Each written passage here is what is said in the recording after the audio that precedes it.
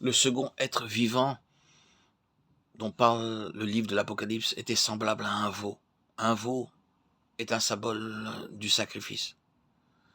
Le Seigneur Jésus-Christ s'est livré lui-même comme notre sacrifice d'expiation, de culpabilité, d'action de grâce. Un sacrifice de paix, comme notre offrande et comme l'Holocauste. Grâce à son sacrifice, il a pourvu à tout. En premier lieu, il est mort à notre place. Il a pris sur lui nos péchés. Et il est devenu notre sacrifice d'expiation. Il a pris sur lui notre jugement et notre condamnation. Il est également notre sacrifice de culpabilité. Bien que nous soyons nés de nouveau, nous commettons des péchés en pensée, en parole et en acte. Quand nous sommes trompés par l'ennemi, notre Seigneur est notre sacrifice de culpabilité afin de nous purifier de toute souillure qui pénètre en nous après notre nouvelle naissance. Il est aussi notre sacrifice de paix.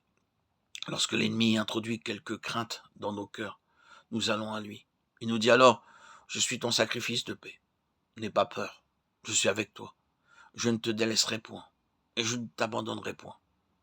C'est de cette façon qu'il nous donne la paix intérieure. Il est aussi notre offrande de gâteau et nous accorde de façon quotidienne la force pour nos fardeaux. Il est encore notre holocauste afin de nous rendre parfaits. Il nous dit, soyez donc parfaits comme votre Père Céleste est parfait. Matthieu 5, 48.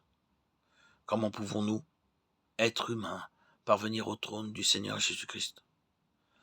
C'est en le voyant comme un veau. Il nous dit, je suis ton holocauste. L'holocauste représente la vie parfaite de notre Seigneur Jésus-Christ. Il est notre perfection et notre justification. Le Seigneur vivant devient lui-même notre perfection. Nous devons réclamer par la foi la perfection, la justice et la sainteté du Seigneur Jésus-Christ. Il est notre sanctification. Or, c'est par lui que vous êtes en Jésus-Christ, lequel, de par Dieu, a été fait pour nous sagesse, justice et sanctification et rédemption. 1 Corinthiens 1,30. Si nous essayons de devenir saints par nous-mêmes, nous serons défaits et confondus. Mais par la foi, nous devons dire, Seigneur, tu es ma perfection, tu es ma sanctification, tu es ma vie, tu es ma force, et tu es tout pour moi. Ainsi, le veau nous rappelle que le Seigneur Jésus-Christ est devenu un sacrifice parfait en notre faveur.